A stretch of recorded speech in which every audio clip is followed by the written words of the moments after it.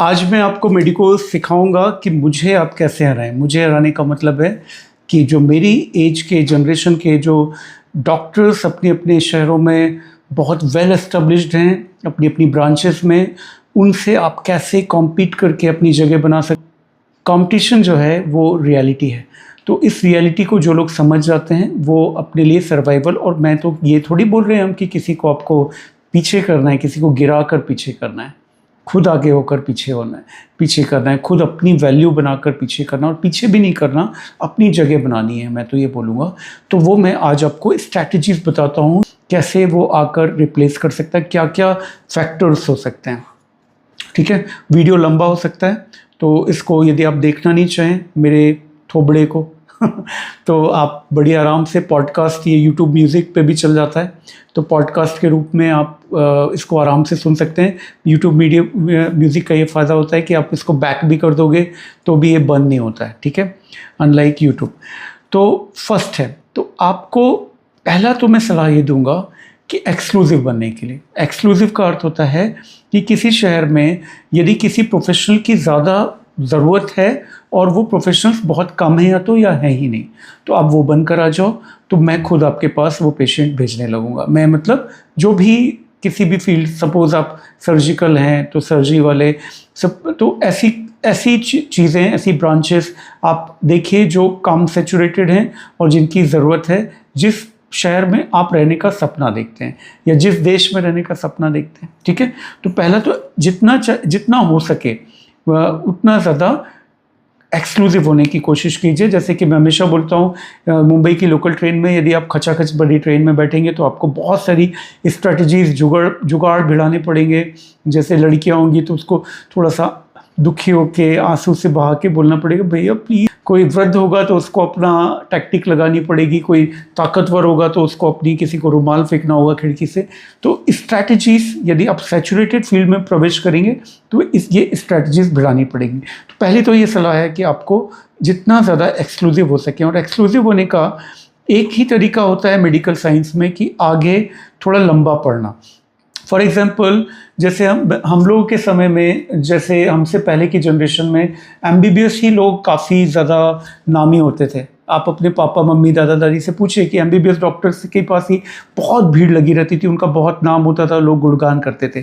फिर MD MS होने लगा मेजर ब्रांचेस में, और जब वो एमडी एमएस आए तो फिर सडनली उन लोगों की वैल्यू होने लगी एमडी एमएस की। फिर मेरी जनरेशन तक, जब मैंने 93 बैच का एमबीबीएस हूँ मैं, और मैंने 2002 में एमडी पीडियाट्रिक्स ख़त्म की थी। तो 2002 में एमडी पीडियाट्रिक्स जब मैं ख़त्म की थी तब भी ये ट्रेंड डीएम और एमसीएच का पिकअप हो रहा था, और मेरे बैच के बहुत सारे जो अच्छे बच्चे थे, जो टॉपर काइंड ऑफ बच्चे थे, उन्होंने डीएमएमसीएच अवश्य किया। सिर्फ पीडियाट्रिक्स टॉप मोस्ट ब्रांच थी उस समय, तो कुछ टॉपर्स पीडियाट्रिक्स में पहुंचे थे, लेकिन उन्होंने नहीं किया इसको एंड ब्रांच समझते हुए। ठीक है, क्योंकि हम लोगों को बच्चों के बीच में अच्छा लगने लगता है, और बाकी बहुत सारी पीडियाट्रिक्स सुपर स्पेशलिटीज आई नहीं थी। तो इस वजह से देखें हम यदि, तो जिन लोगों ने उस समय फिर मेरे बैच के अराउंड में डीएमएमसीएच किया, वो सभी टॉप के डॉक्टर्स हैं अपनी अपनी ब्रांचेस में, चाहे वो किसी भी शहर को पकड़ लें, या जैसे मैं एक इंटरव्यू मेरे अपने दोस्त डॉक्टर ऋतिक पांडे का आपके लाइव करवाऊंगा, ऑस्ट्रेलिया से वो अपने से जुड़ेंगे और ऑस्ट्रेलिया के बारे में सब कुछ बताएंगे। वो डीएम ऑन्को उन्होंने अहमदाबाद बीजीएमसी से किया था। ऋतिक टॉपर एक लड़का था।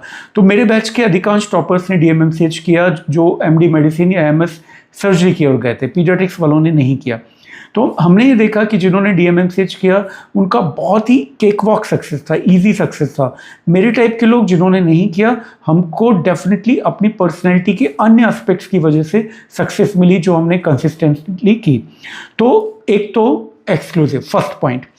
अब दूसरा कुछ ब्रांचेस जो कि एंड ब्रांचेस जैसी हैं, साइकेट्री, डर्मेटोलॉजी में जो कॉस्मेटोलॉजी बहुत लंबा, उसमें कोई पोस्ट एमडी कोर्स नहीं होता, तो मैं उसको अलग से नहीं जोड़ रहा हूँ उसमें। लेकिन आपको इन दोनों ब्रांचेस में थोड़ी एंटरप्रेन्योरशिप की ज़रूरत है।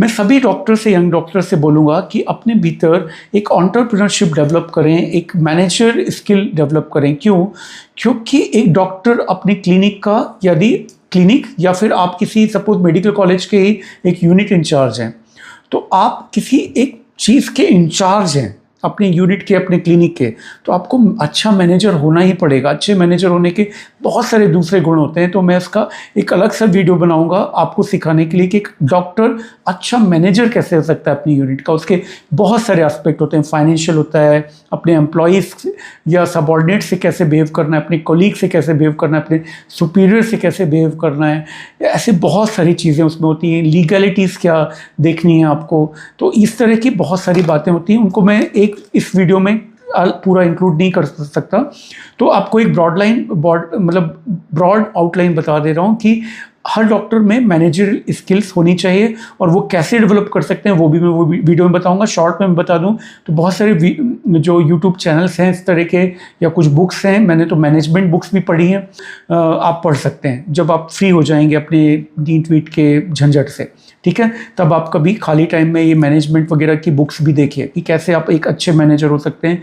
एक डॉक्टर को अच्छा मैनेजर होना ही होना चाहिए। तो पहला मैसेज आपको मिल गया होगा कि एक्सक्लूसिव बनने की कोशिश करें जितना अधिक हो सकता है, तो इससे आपके बाकी के एफर्ट्स बहुत कम हो जाएंगे, ठीक है। दूसरे नंबर पर अब आप जो भी बनकर आ गए तो आ गए, अब चाहे वो सैचुरेटेड है या कम सैचुरेटेड है, अब आपको फाइट आउट करना है। तो दूसरे नंबर पर आता है कि आप एक हो सके तो एक फिक्स सैलरी जॉब जहां पर आपकी प्राइवेट प्रैक्टिस अलाउड हो, वो आप लेने की कोशिश करें यदि आप एक्सपोनेंशियल ग्रोथ अपने करियर में चाहते हैं। यदि आप एक कूल जिंदगी चाहते हैं तो आप फिक्स सैलरी जॉब किसी अच्छे इंस्टीट्यूट में जैसे कि एम्स, BHU या किसी state run government medical college में लेकर अच्छे से ज़िंदगी बिता सकते हैं। लेकिन स्टेट रन गवर्नमेंट कॉलेजेस में कई स्टेट्स में प्रैक्टिस अलाउड है, तो वो बेटर प्लेसमेंट मानता हूँ, क्योंकि इसका कॉम्बिनेशन बेस्ट होता है जहाँ पर आपको टीचिंग का भी फ़ायदा मिले, जिससे आप अपडेटेड रहते हैं, स्टूडेंट्स का प्यार मिलता है, रिस्पेक्ट मिलती है, और कॉलेज में लाइफ में जुड़े रहने से एक अलग उत्साह रहता है लाइफ में। साथ ही साथ में और गरीब मरीजों की आप बहुत मदद कर पाते हैं मेडिकल कॉलेजेस में, और साथ ही साथ में आप सेल्फ प्रैक्टिस से आप सेल्फ कॉन्फिडेंट होते हैं, सेल्फ डिपेंडेंट होते हैं, आपका सिटी में रिकग्निशन होता है, और दूसरा आप उस क्लास को भी केटर कर रहे होते हैं जो गवर्नमेंट मेडिकल कॉलेजेस में नहीं जाती, तो आपको एक डिफरेंट स्पेक्ट्रम ऑफ डिसीजेस और चैलेंजेस देखने मिलते हैं, जिससे मज़ा आता है और फॉलोअप बेटर मिल पाता है आपको अपनी प्राइवेट OPDs में, जबकि गवर्नमेंट OPDs में फॉलोअप उतना अच्छा नहीं हो पाता है पेशेंट्स का। तो इसका कॉम्बिनेशन यदि आपको मिल सकता है तो उसको ग्रैब कीजिए, नहीं मिल सकता तो अपनी चॉइस देखिए कि क्या आप अपने करियर में exponentially financial growth and recognition growth चाहते हैं आप, या कूल जिंदगी चाहते हैं। तो दोनों ही ऑप्शन अच्छे हैं, मैं किसी को जज नहीं करूंगा इस पर, तो वो देखकर आप उस हिसाब से लें।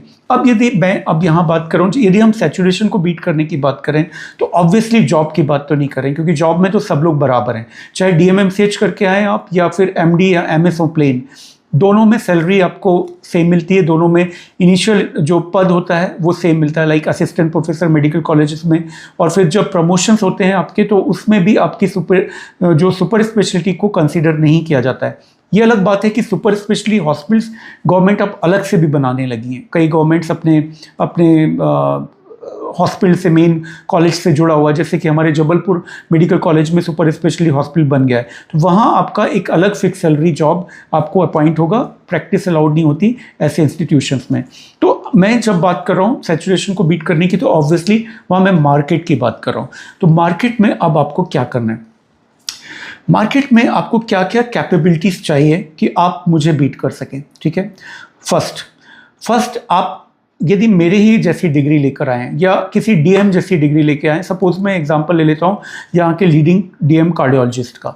जो लीडिंग DM कार्डियोलॉजिस्ट है वो मेरा स्टूडेंट हुआ करता था, और उसने अपने से सीनियर कार्डियोलॉजिस्ट से वो बहुत आगे हो गया, सभी सीनियर कार्डियोलॉजिस्ट को सुपरसीड करते हुए। तो उसमें क्या क्या क्वालिटीज़ थी वो आपको जानना चाहिए, ठीक है। तो वो बहुत ही सॉफ्ट स्पोकन है, चाहे पेशेंट हो चाहे कलीग हो, सबसे, और बहुत डाउन टू अर्थ है एंड डैम सिंसियर है। आप मतलब यदि उसका कोई पेशेंट उसको 24 घंटे कभी भी अप्रोच करना चाहे, he is available. Interventional cardiologist है, ठीक है। ही वॉजेंट ए टॉपर, मैं बता दूं वेरी एवरेज स्टूडेंट था, मेरे ख्याल से 4th अटेम्प्ट में उसका नीट में सिलेक्शन हुआ था। तो उसका इंटरव्यू तो ज़रूर देखना आप लोग आने वाले समय में। तो मैं नाम भी बता देता हूँ, डॉक्टर पुष्पराज पटेल, यहाँ के लीडिंग इंटरवेंशनल कार्डियोलॉजिस्ट हैं, और एक बड़े हॉस्पिटल का वो मालिक है, और साथ में और भी हॉस्पिटल्स उसने खोल लिए। मेरा स्टूडेंट था, सोचिए बहुत छोटा है मुझसे। तो उसमें जो क्वालिटीज़ हैं वो बहुत हम्बल है, मुझसे जब भी मिलेगा बहुत ही पोलाइट है, वेरी वेरी हम्बल, और जैसा वो स्टूडेंट लाइफ में था वैसे ही रिस्पेक्ट मुझे आज भी देता है वो। और मैंने देखा अन्य पेशेंट्स को भी उतना ही बेहद सिंसियर है। साथ में स्किल सीख कर आया, स्किल के बिना तो काम चलेगा नहीं आज के कॉम्पिटिटिव युग में। तो अच्छी ट्रेनिंग, डीएनबी सुपर स्पेशलिटी है वो, डीएम नहीं है। तो ये उसमें क्वालिटीज़ हैं। तो आप में यदि आप मुझे बीट करना चाहते हैं या एग्जिस्टिंग लोगों को बीट करना चाहते हैं तो आप में highly sincere, highly empathy and humbleness को मैंने बोला है कि आपको आर्टिफिशियली नहीं ओढ़ना है। मेरा अन्य वीडियो देखिए, यहाँ पर देख लेना इसको, ये वीडियो, इससे आप सीखेंगे कि आप नेचुरली हम्बल कैसे हो सकते हैं।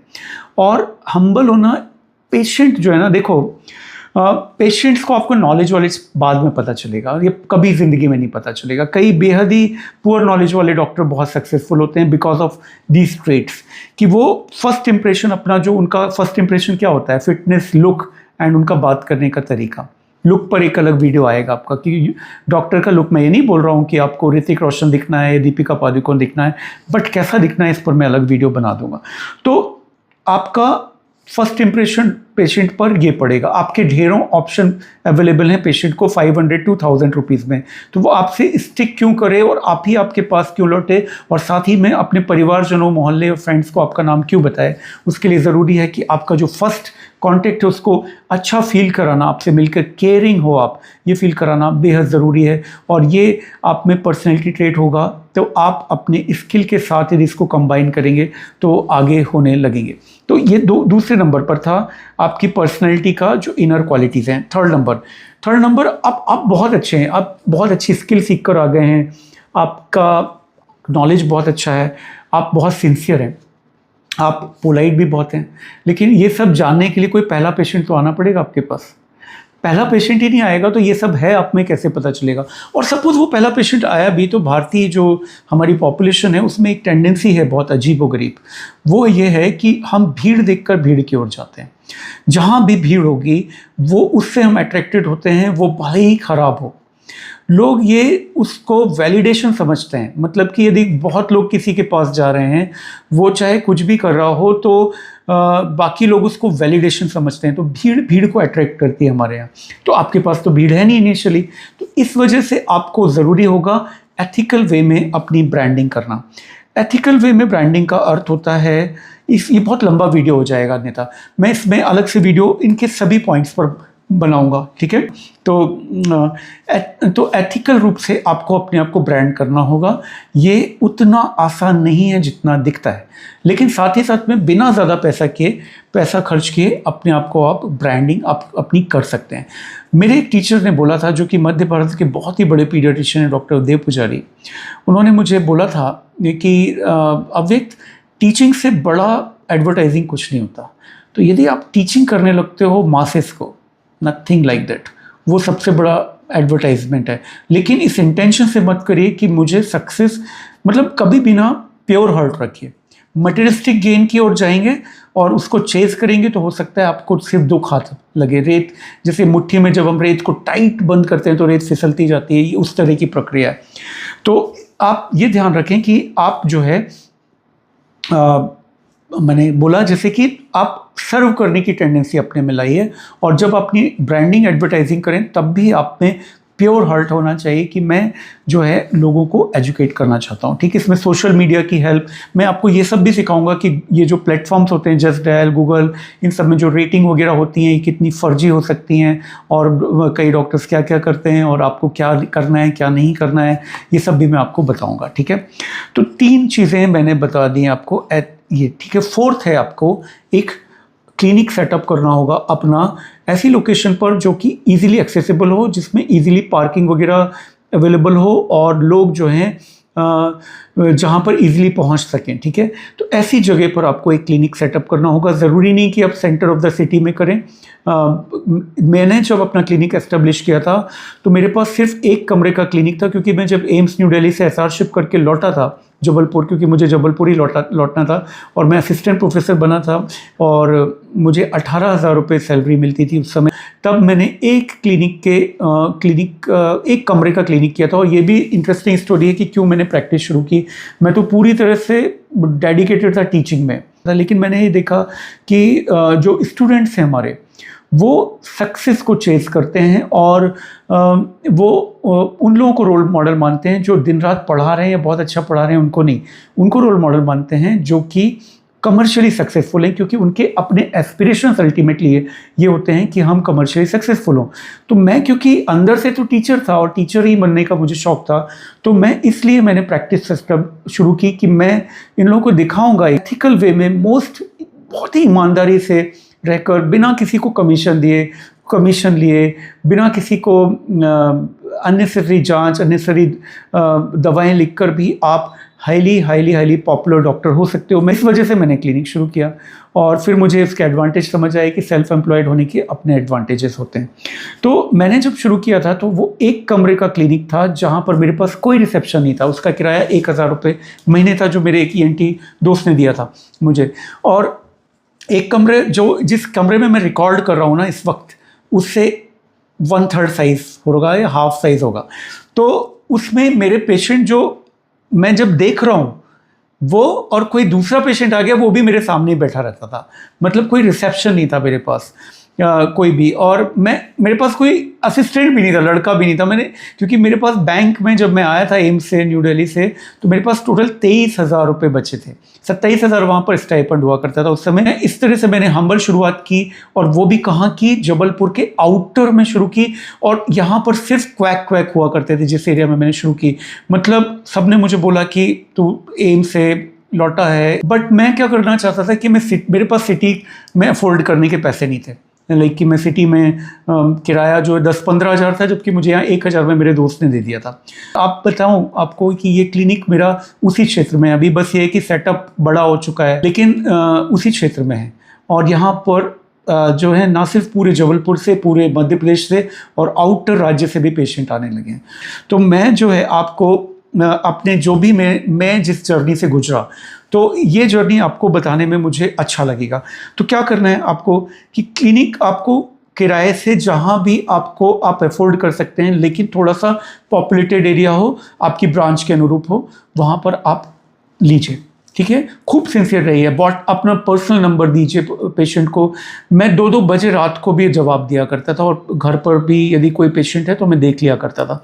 तो ये इस तरह से रहिए आप। ठीक है, तो मुझे बीट किस में कर सकते हैं आप? एनर्जी में। तो मैंने क्या क्या बताया, अपने व्यवहार में कर सकते हैं आप, है ना। शायद कुछ पेशेंट्स ने इसको नोटिस किया होगा। तो मैं ये क्यों बता रहा हूँ? मैं ये बता रहा हूँ कि आप एथिकल वे में बहुत अच्छा से अपने आप को कर सकते हो। लोग मुझे लगता है कि गुडनेस को पहचानते हैं। शुरू में नहीं पहचानते, लेकिन कुछ लोग ऐसा स्टार्ट होता है कि आपको पहचानने लगते हैं। बड़ी इंटरेस्टिंग स्टोरी है कि मतलब यहाँ पर एक चाय वाला था, गोविंद, हमारे यहाँ पर पास में। तो मैं जब कॉलेज लाइफ में, वो उसके पास कोई नहीं आता था, तो मैं अपने दोस्तों को ले जाता था उसके पास में। मैं ये बोलता था, यार जो चल नहीं रहा, तुम लोग जो चल रहा है सब लोग वहीं पी के जाते हो, ये खाली बैठा रहता है, हम यहाँ पियेंगे। तो मैं अपने जूनियर्स को भी जब चाय पिलाने ले जाता था, मैं उसमें ले जाता था।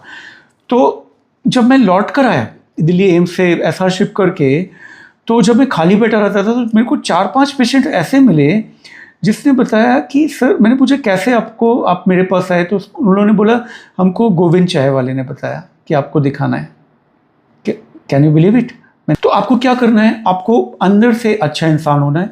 ठीक है, ब्रांडिंग के न्यू तरीके जो मेरे समय नहीं थे, जैसे कि यदि आप बोलने में अच्छे हैं तो टीचिंग कर सकते हैं, हेल्थ अवेयरनेस पर अपने वीडियोस चैनल पर, फेसबुक पर ये सब डालना शुरू कर सकते हैं।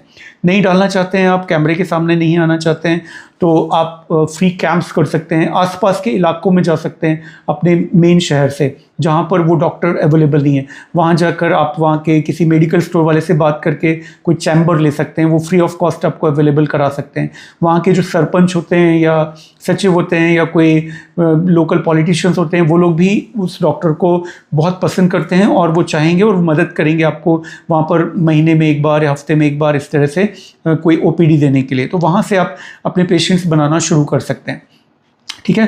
तो इस तरह से आप धीरे धीरे सैचुरेशन को बीट करते हुए मुझे मिलाना शुरू कर, मैं अब पीक कर चुका हूँ, मैं इससे ज़्यादा मुझ में एनर्जी नहीं है, मैं नहीं देख सकता इससे ज़्यादा, ठीक है। तो अब आप लोग टेक ओवर करना शुरू कर सकते हो। अगेन मैं जहाँ मैं बोल रहा हूँ, मैं मेरी एज के सारे डॉक्टर्स बोल रहा हूँ, इससे आप मैं नहीं समझ लेना, मतलब सभी ब्रांचेस में मैं ये बोल रहा हूँ, ठीक है।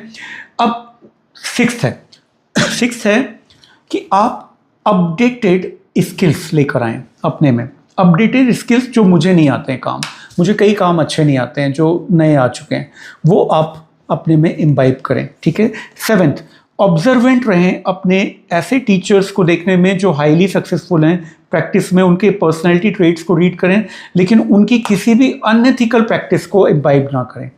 यदि वो ब्रेस्ट फीडिंग बंद करा देते हैं डायरिया में, इसको बिल्कुल इम्बाइब मत करिए। सिर्फ गुड हैबिट्स, गुड ट्रेट, किसी में भी परफेक्शन नहीं है, मुझ में भी बहुत सारी गलतियाँ, बहुत इम्परफेक्शंस होंगे, तो मुझसे वो मत लीजिए। मैं अपने स्टूडेंट्स को बोलता हूँ कि मेरी जो आप फोटो देखते हैं मेरी टीचर की मेरे चैम्बर में कई बार मेरे वीडियोस में दिखती है, वो डॉक्टर माया चंसोरिया हैं।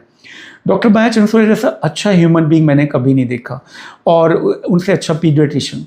तो जब भी कोई स्टूडेंट को, मैं कई बार ये बोल चुका हूँ अपनी क्लासेस में कि तुम लोग मुझ में कुछ अच्छा पाते हो ना, तो वो मुझ में मैं नहीं हूँ, माया चंसोरिया मैडम है, जो वो उनके करीब रहने से वो मुझ में थोड़ा थोड़ा समा गई हैं, और जो मुझ में खराब कुछ होगा तो वो मेरा है।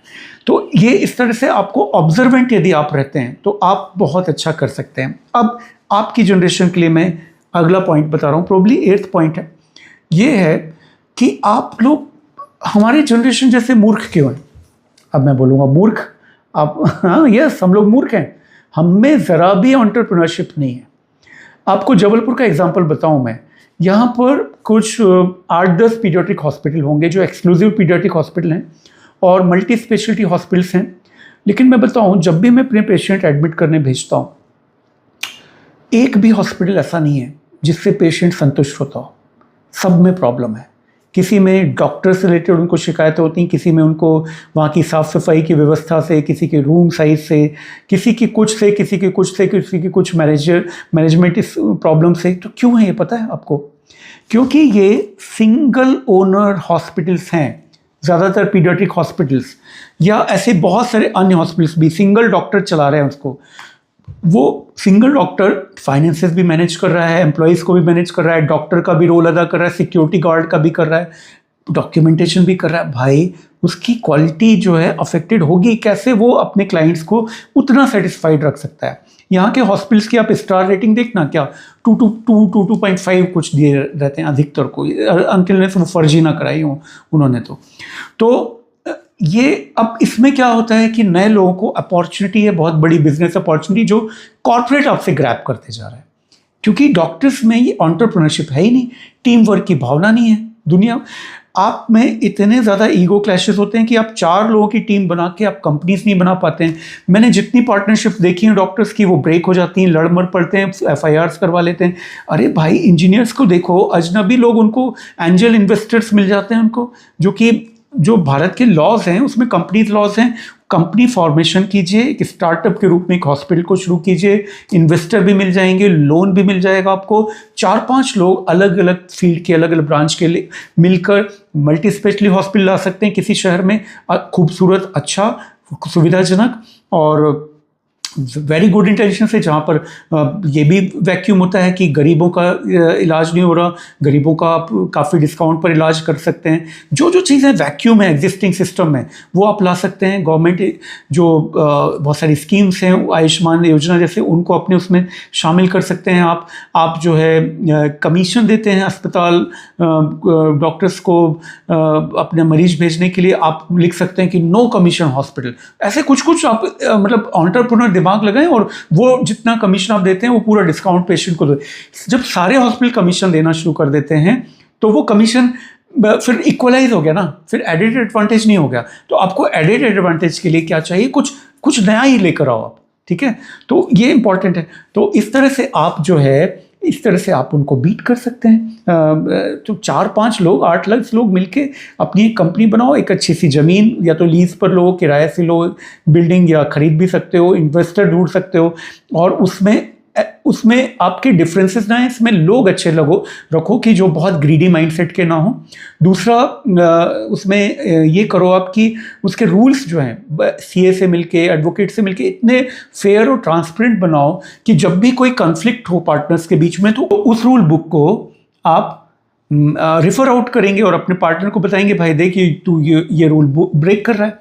तो इस तरह से आपकी पार्टनरशिप लॉन्ग लास्टिंग हो सकती है। और कंपनी बना के जब आप हॉस्पिटल बनाते हो तो फिर ये जो है आपकी नेक्स्ट जनरेशन, आपके बच्चों के बहुत काम आ सकता है। मतलब आप एक मैं अपनी क्लिनिक कि जो मेरी पेशेंट की गुडविल है वो ट्रांसफ़र नहीं कर सकता अपने नेक्स्ट जनरेशन में, बट यदि मेरे पास एक हॉस्पिटल है जो कि कंपनी है, अपने आप में एक डिफरेंट एग्जिस्टिंग कंपनी है, वो मतलब मेरी अपनी आइडेंटिटी से जोड़ अलग, तो वो प्राइवेट लिमिटेड कंपनी के शेयर्स अपनी नेक्स्ट जनरेशन को आप दे सकते हो। तो इस तरह से उसके लॉन्ग टर्म बेनिफिट होते हैं, आप बहुत ज़्यादा तेज़ी से प्रॉस्पर होते हो। साथ में एडवांटेज ये होता है कि आप छुट्टियां ले सकते हो, आप फॉरेन घूम सकते हो, आप मॉरिशस के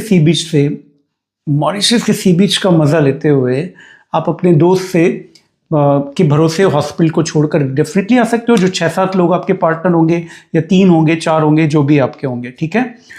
तो इस तरह की आपको एंटरप्रेन्योरशिप जो हमारी जनरेशन में बहुत कम देखने मिली, उससे आप हम लोगों को इजीली बीट कर सकते हो।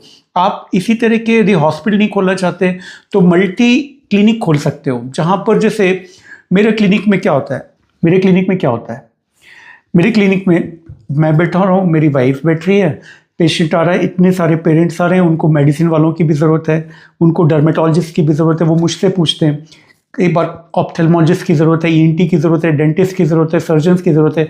तो भाई आप यदि एक कॉम्प्लेक्स में, जैसे कि शॉपिंग कॉम्प्लेक्स होते हैं, वैसे आप एक डॉक्टर हब या डॉक्टर कॉम्प्लेक्स बना लेते हो, जिसमें ढेर सारे अलग अलग फील्ड के डॉक्टर्स आप जो फ्रेंड हैं वो बैठ रहे हो, साथ में उसमें एक अच्छा सा मेडिकल स्टोर प्रॉपरली सुविधापूर्ण, एक बड़ी सी लैब हो जिसमें सारी जांचें हो जाती हों, एक्सरे रूम हो, सोनोग्राफी वाले डॉक्टर हो। तो एक बार बताओ, डॉक्टर मेरे पास, वो पेशेंट मेरे पास आना चाहेंगे या धीरे धीरे तुम लोगों के पास जाने लगेंगे? तुम्हारे पास यदि कोई सपोज किसी मेडिसिन वाले के पास कोई पेशेंट आया और तो तुम्हारा बच्चे वाले डॉक्टर भी दिखाई दे रहा है उसको चैम्बर, वहाँ डर्मेटोलॉजिस्ट भी दिख रहा है, तो वो धीरे धीरे मेरा ऑप्शन ढूंढना शुरू कर देंगे।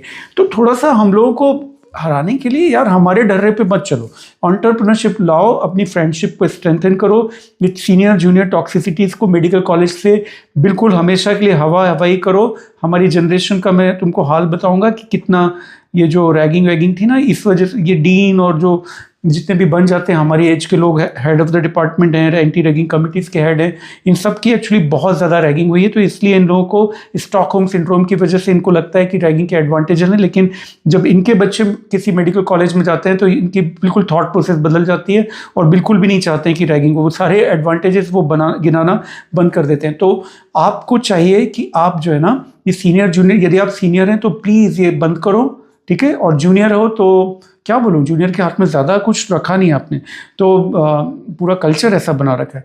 तो किसी को भी हमें रिस्पेक्ट देने के लिए छीनने की ज़रूरत नहीं होती, रिस्पेक्ट वन।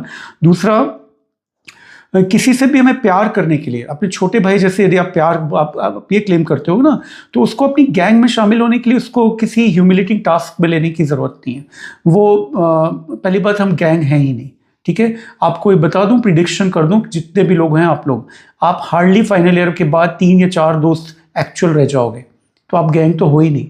और जब आप मार्केट में आओगे तो टोटली अकेले हो, आप टोटली अकेले हो। तो इस साइकिल को टॉक्सिसिटी के मेडिकल कॉलेज से ख़त्म कीजिए, क्योंकि आपको लगता ज़रूर है कि यूजी में आप सीनियर हो गए, अब आप वही करोगे रैगिंग वगैरह, लेकिन फिर वो पीजी में जब जाते हो तो आपके साथ फिर होती है, क्योंकि हमारे थॉट प्रोसेस का हिस्सा है। हम मेडिकोस के सीनियर टू जूनियर, हम प्रोफेसर्स के दिमाग से ही आता है और आप तक जाकर रिफ्लेक्ट होता है कि जूनियर को ह्यूमिलेट किया जा सकता है। तो यदि आप अपने फ्रेटर्निटी के लोगों को ह्यूमिलेट करने की टेंडेंसी रखते हो तो आप पहली बात तो अच्छे इंसान नहीं हो सकते। दूसरा, जब अच्छे इंसान नहीं होगे तो ये दुनिया रीड करेगी आपको। तो आपको ज़रूरी है कि आप गुड ह्यूमन ट्रेट्स को डेवलप करें। अभी से सिर्फ आपकी एकेडमिक ट्रेनिंग से या किसी सर्जिकल स्कूल को सीख लेने से काम नहीं चलेगा। 9th मैंने बताया सीनियर जूनियर टॉक्सिसिटी को, और इसको अभी से ख़त्म कीजिए, जिससे कि आप बेहतर टीम बाद में जाकर बना सकें और बेटर लोगों को पिक कर सकें अपनी टीम अपनी कॉलेज से।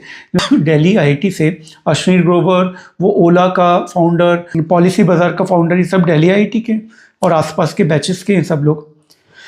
कल में ये कल्चर ही डेवलप नहीं हो पाया। हम मतलब वही प्रिमिटिव गैंग मेंटलिटी में जी रहे हैं, सैडिज्म और Stockholm syndrome and gang mentality के कॉम्बिनेशन में। तो इसको ठीक करने में कंट्रीब्यूट करिए, मतलब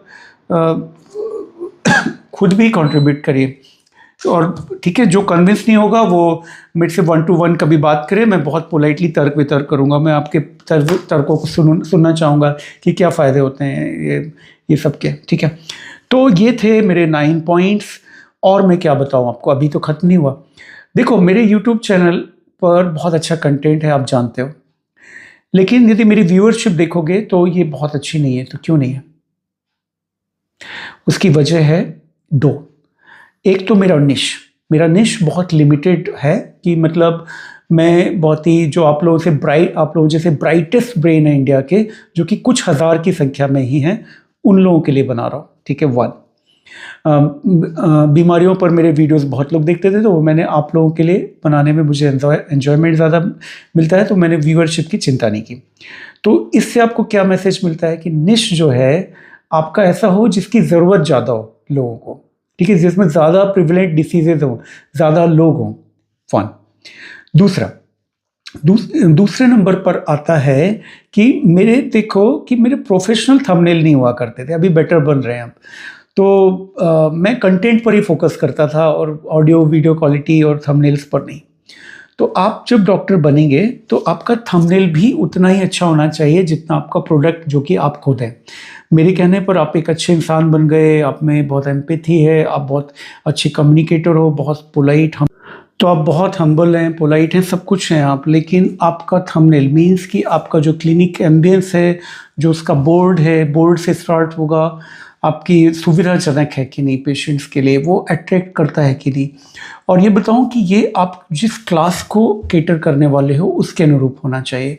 फॉर एग्जांपल, बहुत एक्सपेंसिव आपको नहीं बनाने की ज़रूरत है यदि आप विलेज पॉपुलेशन को ज़्यादा केटर कर रहे होते हैं। नहीं तो वो विलेज पॉपुलेशन ना डरती है, वो सोचती है कि यहाँ पर महंगा ट्रीटमेंट हो रहा होगा। तो आपको अपनी जो क्लाइंटेज है उसके अनुरूप स्टेप लेने। साथ में आपको बताऊं कि जो विलेज से जो लोग आते हैं या जो थोड़े गरीब बैकग्राउंड के होते हैं, इनको बहुत सम्मान दिया करो। ये आपको पता नहीं कैसे रिटर्न देते हैं। मतलब आप ना इसमें इरिटेट मत होना कभी भी कि वो फीस नहीं मुझे दे रहा। इसमें बहुत ईगो नहीं रखना है आपको। मेरे क्लिनिक पर ये नियम है कि मेरा रिसेप्शन का लड़का ही डिसाइड कर लेता है। यदि कोई बहुत गरीब पेशेंट दिखाई देता है, हमको किसी की गरीब दिखने के लिए किसी सर्टिफिकेट की ज़रूरत नहीं होती जैसे कि गवर्नमेंट को होती है, इंसान को नहीं होती। तो वो रिसेप्शन पर यदि उसको दिखता है कि कोई गरीब है तो वहीं से फ्री लिख कर भेज देता है उसको। और वो मतलब मेरा इंस्ट्रक्शन है पहले से कि किसी भी गरीब को बहुत मतलब उसकी फ़ी चार्ज नहीं करना है। और यदि मुझे लगता है कि नहीं ठीक है, lower middle class kind of है, ही कैन मैनेज, तो हम उसकी फ़ी आधी कर देते हैं। या कई बार हम उसको नहीं टोकते हैं, वो जो भी देना चाहता है, प्रोडक्ट मनी खुद आता जाता है। मतलब इस प्रोफेशन में जितनी आपको लोकप्रियता मिलती है उतना ज़्यादा मनी होता है, आप ना चाहो तो भी। तो अब तो मैं ये क्यों बता रहा हूँ आपको कि फोकस आपको अपने ब्रांड वैल्यू पर करना है, मोनेटाइज करने पर नहीं करना है। मतलब मैंने कुछ यंगस्टर्स देखे, कुछ फिजिशियंस देखे जो नए आए, वो पहला काम ये करते हैं कि यहाँ से कमीशन मिलने लगे, वहाँ से मिलने लगे, लैब से, मेडिकल स्टोर से, ये सब लॉन्ग रन में मतलब मुझे नहीं लगता कि ये आपको सेटिस्फेक्शन एज वेल एज वो ब्रांड वैल्यू दे सकता है। लॉन्ग रन में आप उतना पैसा नहीं कमाओगे जितना कि आप एक ऑनेस्ट अपनी इमेज से और उससे कमाओगे। खैर ये डिबेटेबल हो सकता है। अन्य बात, और कैसे बीट करोगे मुझे? जो भी आप कमाओगे उसका एक हिस्सा आप इन्वेस्ट करोगे। मतलब आपको लग्जरीज में नहीं उड़ाना है कि मतलब मैं देखा देखी बड़ी कार ले लूँ। आफ्टर ऑल कार जो है एक चलने का माध्यम है। तो मैं ये मानता हूँ कि वो 1 करोड़ या 2 करोड़ या 3 करोड़ की कार में बैठने से ज़्यादा सुख मुझे चलने में जो आता है या साइकिल चलाने में। सपोज़ मैं 80 साल का हो जाऊं और मैं चार्टर्ड प्लेन में या खुद के प्लेन में चल रहा हूं, तो क्या मज़ा है उसका यदि मेरे घुटने नहीं चल रहे हैं तो। मुझे ये एहसास है अच्छी तरह कि आज मैं तेज़ी से जो चल पा रहा हूँ 50 इयर्स की एज पर, मैं 15 साल बाद उतना अच्छे से नहीं चल पाऊँगा, उतने अच्छे से सीढ़ियाँ नहीं चढ़ पाऊँगा, उतनी अच्छे से साइकिल नहीं चला पाऊँगा। तो इसलिए मैं अपने एक-एक कदम को एन्जॉय करता हूँ आज। मैं अपने क्लिनिक पैदल आता हूँ, मैं बाज़ार पैदल जाता हूँ, मुझे वो एक-एक कदम एन्जॉय करना है कि मेरा ये नहीं रहेगा एक दिन। क्या मैं तब ऐसा चल पाऊँगा जैसे मैं चल पा रहा हूँ? मैं जब बच्चा था, क्या मैं जो दौड़ पाता था जैसा, क्या मैं आज दौड़ सकता हूँ? वैसा नहीं दौड़ सकता। तो कितना बड़ा लॉस है ये, ज़िंदगी में हमारी जो ज़िंदगी होती है। तो मैं उन पलों को कर लेना चाहता हूँ जो मेरे में आज कैपेबिलिटीज़ हैं। मैं इसलिए दिन रात काम करता हूँ आजकल, क्योंकि एक दिन मैं नहीं कर पाऊँगा, मुझे ये पूरी तरह से पता है। तो मैं आराम की लग्ज़री, आराम मैं बाद में करूँगा, मैं बिस्तर पे लेटे ही रहना मेरा काम होगा। मुझे बिस्तर पर ही लेटे रहना होगा एक दिन। हो सकता है महीनों, हो सकता है सालों। तो आज मैं क्यों लेटूँ? तो इस तरह से जो है मैं ये किस बात पर आपको बोल रहा था? मैं इस बात पर बोल रहा था कि आप अपने आप को दिखावे में, लग्ज़रीज़ में ना इन्वेस्ट करके आप अपनी प्रोफ़ेशनल ग्रोथ पर वो करिए। मतलब अपनी फैसिलिटीज़ को इम्प्रूव करते जाइए, अपडेट करते जाइए। आपका आज छोटा-सा क्लिनिक था, कल उसको बड़ा कीजिए और इस भाव से कीजिए कि मैं उन मरीज़ों के लिए थैंकफुल हूँ जिन्होंने मुझे इतने छोटे से क्लिनिक से चूज़ किया और मैं उनको बेस्ट ऑफ पॉसिबल फैसिलिटीज़ देना चाहता हूँ, ज़्यादा कोई बिना कॉस्ट ऐड ऑन किए। मेरे पास आने वाले जो शुरुआती 10 मरीज़ थे ना, मुझे उनके नाम याद हैं, बच्चों के। वो बड़े-बड़े हो गए, कुछ कॉलेज में पहुँच गए और उनके लिए वो जब भी अब मुझे मेरे पास आते हैं, मैं बताऊँ, मेरा सिर उनके प्रति, उनके पेरेंट्स के प्रति कृतज्ञता से झुक जाता है, क्योंकि उन्होंने मुझे उस समय चुना जब मुझे कोई नहीं चुन रहा था। उनके पास बहुत सारे ऑप्शन थे, जो नामी डॉक्टर्स थे जबलपुर में, लेकिन उन्होंने एक यंग गुमनाम लड़के को चुना। क्या सोचकर चुना?